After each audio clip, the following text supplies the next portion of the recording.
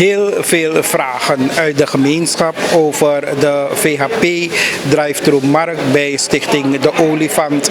Vandaar dat we vandaag wederom hier zijn geweest en een vraaggesprek hebben gehad met een der trekkers van dit project, de heer Jason Bakker van de Agrarische Raad van de VHP, die dan in is gegaan op de vele vragen uit de gemeenschap. De belangrijkste vraag was: mogen ook mensen die geen voertuig hebben hun inkopen hier doen? Nou, de heer Bakker en de anderen die hebben hierop ingespeeld. Er is nu een speciale ruimte ingericht voor mensen die hier te voet, op de fiets of op de brommer komen. Voor de auto's, die maken daar nog allemaal gebruik van de rotonde.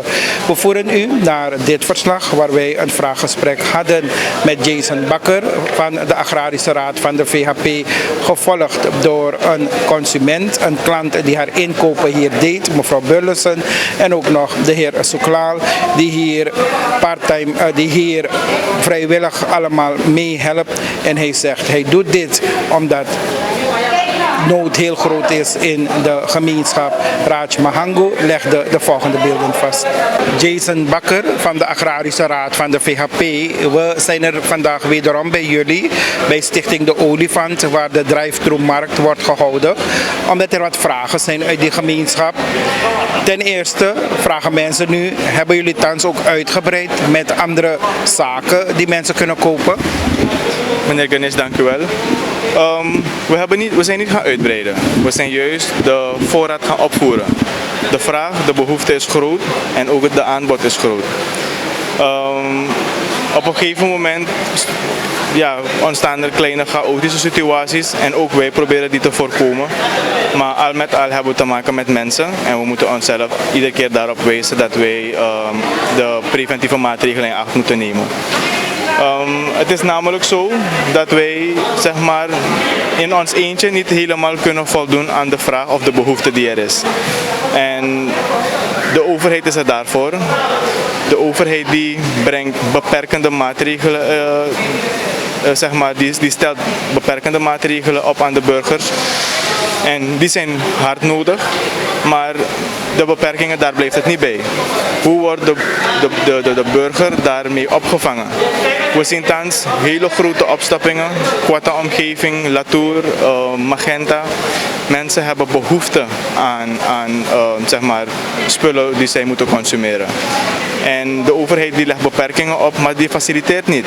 De overheid zegt, er gaan winkels open blijven, maar als je naar de winkel moet gaan, is alles gesloten. Al met al, overal chaos die de overheid zelfs creëert. Dat hebben we juist niet nodig in deze situatie. We hebben een situatie nodig waarbij de burger gerust is.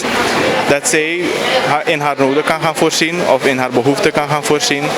Waarbij wij als mensen op een juiste en verantwoorde wijze met elkaar gaan omgaan. Maar op dit moment zien wij dat de overheid ook op een gegeven moment instinctief reageert. En op basis van die instinctieve reacties krijg je ook andere instinctieve reacties die we niet moeten hebben. We moeten rationeel blijven. Als je die burger zegt dat hij niet op straat mag komen, hoe vang je daarbij op? En dan ga ik enkele ideetjes meegeven, want dadelijk in een konjere tak, we leveren kritiek en we komen niet met oplossingen. De derde rijwegmarkt is thans gesloten. We hebben aan de rechterzijde van de ingang hebben we standjes staan. Mensen kunnen dit idee ook daar overnemen. We hebben geen copyrights, we hebben geen rechten eraan verbonden. Jullie mogen overnemen. Zet op verantwoordelijke afstanden standhouders en dat er toezicht is dat mensen de regels naleven. Als we kijken grote voetbalvelden, richt dat ding in dat standhouders kunnen staan en hun waar kunnen afzetten. LVV-kantoor, er is grote ruimte daar, er is parkeergelegenheid. Er is parkeergelegenheid voor personeelsleden onder een dak. Laten de standhouders zich daarin huisvesten, beperkte bemensing en op verantwoorde afstanden, dat ook daar aan die kant mensen hun waar kunnen afnemen. De boeren hebben groenten, ze kunnen die niet afzetten. De vraag naar groenten of producten zijn hoog. laat de overheid ook daar gaan faciliteren. We zien mevrouw Veira elke avond tot vervelend toe, met stoere praatjes. We hebben daar niets aan. Laten wij maatregelen treffen die nodig zijn en daarbij ook de burger gaan faciliteren. Dat is wat wij nodig hebben. We hebben geen chaos nodig. Dank u. Ja, dat is eigenlijk mijn zorgpunt ook als... Een andere vraag uit die gemeenschap, heer Bakker, is... Mensen zeggen, als ik geen voertuig heb, betekent dat ik mijn inkopen hier niet kan doen? Dat was de opvatting geweest en de samenleving heeft daarop gereageerd. Ik wens ook heel hartelijk dank daarvoor. Onze intentie was er voor iedereen te zijn. We zijn ook blij dat mensen met de beroemde fiets en de voetgangers hier hebben aangemeld. En we hebben ook speciaal voor hun een window geopend, waarbij voetgangers en anderen via een andere window geholpen worden. En de voertuigen, dus de drive-thru, dus dan aanblijft. Dus ook die kritische houding is goed. We moeten elkaar blijven scherp houden en dat maakt ons als samenleving groter. Ja. Hoe zit het met jullie prijzen? De prijzen, we werken met de prijzen die de boeren ons geven. Wij hebben geen winstoogmerk. Wij brengen kleine we ronden slechts getalletjes af om de tenten te betalen. Een paar mensen die een job willen doen, die helpen we vergoeden. Maar voor de rest hebben we geen winstoogmerk. Het is natuurlijk niet goed. Het is niet duurzaam, laat me het zo stellen. Want we hebben ook hosselaars langs de straten die het ook moeilijk hebben. Ook zij hebben een living nodig. En precies daar moet de overheid gaan faciliteren. Dat die mensen ook op een verantwoorde wijze hun hossel kunnen doen. Wat ik nu ook bij zie bij jullie, heer Bakker, is rijst en kip. Ja, dus we hebben kip gefaciliteerd. De vraag is groot. De winkels zijn gesloten. Mensen hebben eiwitten nodig, mensen hebben hun groenten nodig, mensen hebben hun rijst nodig.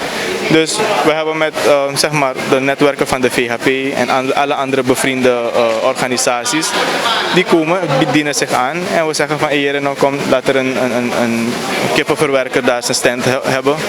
En laten wij ook even de mensen die rijst nodig hebben, laten wij die ook even aan de man brengen. Gisteren of een van deze dagen werd mij toevallig medegedeeld dat jullie waarschijnlijk ook over zouden gaan tot verkoop van brood. Hoe zit het daarmee? Ja, dus dat verzoek is gedaan. Op een gegeven moment is het trein van de olifant klein geworden. We zijn, alhoewel we weten dat het een groot trein is, maar we zijn nog even daarmee bezig. We kijken ook naar andere locaties, dat wij ook die diensten kunnen gaan faciliteren. Fernandes heeft het nodig gezien, ook de vraag is er. Dus als er andere mensen zijn die het kunnen opvangen, graag ook jullie medewerking in. Wij zijn een politieke organisatie. Wij hebben politieke en andere sociaal-maatschappelijke verantwoordelijkheden, politiek gezien. Dit wat wij doen is slechts een idee die we geopperd hebben. En mensen mogen het ons stelen, echt waar. Wij hebben elkaar te helpen in deze moeilijke situatie. Wat mij ook duidelijk is gevraagd om aan u te vragen, heer Bakker, is de openingstijden. Want bepaalde mensen gaven aan heel vroeg hier te zijn geweest, maar voor gesloten poorten zijn komen te staan. Ja, dus wij hebben aangegeven in onze berichtgeving dat het van 10 tot 4 is. En 10 tot 4 is organisatorisch gezien 10 tot 4. We hebben te maken met de lockdown. We hebben ook te maken met personen die privé aangelegenheden hebben. Die zij dat eerst thuis moeten afronden of kunnen afronden en wij ook hier moeten inrichten. Dus als wij 7 uur uit huis gaan en we zijn 8 uur hier, dan hebben we nog een uur of anderhalf nodig om hier in te richten. Wij hebben ook op onszelf te letten dat alle PPA's, de persoonlijke veiligheidsmaatregelen, in acht worden genomen alvorens we beginnen.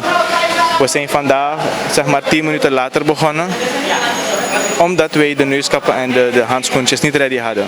Maar wij gaan niet onverantwoordelijk te werk. Wij hebben gewacht tot hij er is en we zijn dus gaan starten. We hebben rijvorming gezien vanaf 7 uur. Dat was helemaal niet de bedoeling. Maar zie daar de behoefte. Toch? En nogmaals, ik druk dit zeer op het hart van de overheid en de verantwoordelijken bij de overheid die daarmee belast zijn. De beperkende maatregelen zijn terecht, maar faciliteer de samenleving. Laten wij dat ook in acht nemen. Laten we geen chaos creëren. Roep maatregelen in het leven waarbij de samenleving mee gediend is. En dan kom je met die andere maatregelen die nodig zijn. En ja, ik bedoel van als ze ideetjes willen, de olifant is open, de beide zijn open. Iedereen, de autoriteiten mogen naar hier komen en we kunnen met brainstormen. De VHP is groot, wij hebben ook de grootste verkiezing gewonnen en we zijn er voor en met de samenleving. Laten we er allemaal heel snel beter van worden. En de mensen die hier helpen, heer Bakker, zijn allemaal vrijwilligers?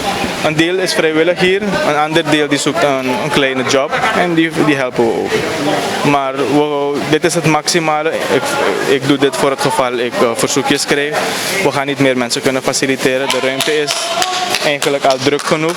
Op sommige momenten moeten we elkaar zelfs gaan corrigeren dat wij andere maatregelen in acht moeten houden. Een andere vraag welke gesteld is geworden, heer Bakker. Zijn jullie ook op de zondag open? Dus morgen is al zondag. Wij hebben genoeg groenten die we geleverd kunnen krijgen, maar wij wachten ook de maatregelen af. We zijn vanochtend geconfronteerd geworden met het feit dat in Saramaka de 2 bruggen afgesloten zijn. En precies daar begint de chaos weer. Je komt met maatregelen en je zoekt niet voor oplossingen voor de mensen die stranden. Dus, ja, dus we willen elke dag open zijn zolang die strenge maatregelen er gelden. We willen ook de mensen die... we willen ook mensen helpen die andere locaties als deze kunnen opzetten. Maar als de maatregelen dusdanig zijn dat we dit gaan moeten opheffen, dan gaan we dat uit respect voor de autoriteiten en de maatregelen die getroffen worden, gaan we dat moeten opheffen. Maar voor nu is het, nu kijken we uit naar wat de maatregelen zijn. En ja, ik hoop dat eerst de faciliteringen komen en dan de maatregelen. En als de Agrarische Raad van de VHP nu al inspeelt op een behoefte in Paramaribo, hoe zit het met de overige districten? Zijn jullie al bezig te brainstormen of jullie hetzelfde concept ook zullen overbrengen naar overige districten? Dus wat ik u eerder zei, dit idee mag ons gestolen worden, is geen probleem. Er zijn zoveel grote organisaties in Suriname. Dit is slechts een fractie van Paramaribo. Ook in Paramaribo is de totale behoefte niet voorzien. Dus ja, laat me zo stellen, we hebben de Kwata-markt, we hebben de Sauna-markt, we hebben de Centrale markt. Dit is ook ruim, mensen kunnen naar binnen rijden. Laten wij elkaar verantwoord faciliteren. En nog een vraag, heer Bakker. Dus afhankelijk van welke maatregelen vandaag aangekondigd worden door de regering, dat zal dan bepalen hoe jullie hier vanaf maandag zullen faciliteren. Ja, dus als de verscherping van de maatregelen inhouden dat we misschien door kunnen gaan, op aangepaste wijze, dan gaan we door. Maar als het niet anders kan, dan gaan we het ook daarbij moeten houden. Maar nogmaals, ik doe een beroep op wat ik voorheen gezegd heb. Laten wij elkaar verantwoord faciliteren en laten wij samen beter worden in Suriname. Want heb je misschien een telling gehouden hoeveel mensen jullie dagelijks helpen? Dus ja, nee. Is dit gewoon het beeld van elke dag zo druk, wat ik nu hier zie? Of is het omdat het zaterdag is dat het dan zo druk is? De voorgaande dagen, de 2 voorgaande dagen was het even zo. Alleen was het de eerste dag sneller afgelopen omdat we al heel gauw door ons voorraad heen waren. Maar voor wat het nu is dit eigenlijk het beeld geweest van de afgelopen 2 dagen. Ja, alsjeblieft. Geen onbekende, mevrouw Burleson. U bent ook getogen naar de drive-thru markt van Stichting De Olifant van de VHP. Wat vindt u van dit initiatief? Heel goed, want we stonden met de handen in het haar. We wisten niet waar we dingen moeten kopen. Mensen hebben niet veel geld. Dus ik zei van oké, ik ga er naartoe. Ik neem jullie boodschappen en ik haal voor jullie. En zoals ik gewend ben om jullie pakketten te geven. En dan zet ik die, wat ik voor jullie heb gekocht, ook erbij. Ja. Weet je, dus dat is het. En wat vindt u van de maatregelen welke thans aangekondigd worden door de overheid, dat ze zullen overgaan naar een total lockdown? Lang zijn gekomen. Dan was het niet zo'n ramp geweest. Het moest er al lang zijn gekomen. Surinamers, bepaalde zijn koppig. Maar wat we eerst zien, wat mensen wel een beetje verkwalijken. Wat mensen een beetje verkwalijken is het feit dat men eerst aankondigt, we gaan naar total lockdown. En pas daarna, een dag daarna, komt vertellen wat in feite de maatregelen zullen zijn. Als burger van dit land, wat vindt u hiervan? Het is een schrik. Voor hun was het ook nieuw. Een schrikdingen. Niemand had gedacht dat het zo'n boemerang effect zou hebben. Nadat ze dat effect hebben gezien, zeg, ano takbreek, maar na gonkaak, na dede etekuja. Toen zijn ze begonnen. Weet je toch? Ze keken erachteraan, tak, ano, na te akugurgoinis, na dede yo dede. Toch? Dus nu pas zijn ze wakker geworden ook. Ja. Maar wat zou u toch aan de gemeenschap willen aanraden? Blijf thuis. Kom niet op straat. Ga niet hangen bij niemand. Niemand hoeft bij je te komen. 2 meter afstand. Blijf achter je tralie van je huis. Alleen zo kan dit pandemie bestreden worden. We willen niet stevenen naar Brazilië. We willen geen doden op elkaar hebben. Nee. Ja. En u zelf, u houdt de deuren gesloten? Ik hou de deur gesloten. Ik geef alles af. Ik zet die dingen vooraf in een doos. Dan ga ik ver zitten, want ik ben een senior. En dan wanneer ik die dingen heb gezegd, wanneer je me zegt hoe laat je komt, dan begin ik alles mooi voor je klaar te zetten. Dan neem je je dingen door die klaar je hebt. Dank u wel, mevrouw Burleson. Oké, ja. Als u zich even voorstelt. Hey, ik ben Widjai Suklal en ik help ook hiermee. Ja, meneer Suklal, hoe is het vandaag, deze zaterdag? Toch wel behoorlijk druk? Dus voor de derde dag dat we hier staan, kan ik wel zeggen dat het wel behoorlijk drukker is geworden. Mensen zijn nu al eerder ook buiten, vanaf 9 uur kan je de rij zien. Dus dat geeft dan ook direct aan dat er een vraag is voor dit. Dus ja, het is inderdaad drukker. Ja. En de mensen die kopen, wat kopen ze over het algemeen? Toch heel veel? Ja, de meeste mensen kopen het liefst, ze zoeken meer naar bladgroenten, maar ze zoeken ook vooral naar fruit. Dus die bewustzijn is er dus nu ook wat meer, dat ze dan meer fruit ook willen. Maar jullie hebben wel voldoende fruit hier? Ja, we proberen ten alle tijden voldoende fruit te hebben en ook fruit te kunnen hebben wat we op dit moment kunnen vinden. Want het is ook een tegemoetkoming naar de landbouwer toe en we werken met wat de landbouwers dus dan hebben. Ja. En doen jullie dit allemaal gratis of tegen betaling? We doen dit allemaal gratis, want ja, het is allemaal voor een sociaal doel. En Jason, mijn beste maat, hij is zelf ook een boer en hij vertelt me, dus het is allemaal ook zielig te horen wat die boer het groente gewoon weggooien. Dus dan heeft hij dan een initiatief genomen om zo'n groentemarkt op te starten. En gezien de lockdown, ik heb geen werk, dus dan heb ik ook maar gewoon mee. Ja, maar jullie nemen wel alle COVID-maatregelen in acht? Ja, uiteraard, uiteraard. We proberen zoveel mogelijk eraan te houden. Maar ja, vooralsnog, in het begin hadden we de kampen dat mensen gewoon naar binnen komen en proberen voor de handverkoop hier zelf, maar dus dat mag niet. Dan hebben wij een andere tafel aan de andere kant opgezet, speciaal voor hun. En ten alle tijden houden we dan een 2 meter afstand ook. Ik heb begrepen dat jullie nu ook een aparte 60-plus rij hebben. Dat is er ook, dat is er inderdaad ook. Maar wat zelf hun ook moest ook tegemoet komen. Voor niet voor alles kan je ook direct rekening houden met deze strakke regels. Dus dan kijk je wel even door de vingers, maar nog steeds de maatregelen in acht. Door constant te ontsmetten, handschoenen is er ook volop in voorraad. En natuurlijk een masker. Dank u wel. Ja, is goed.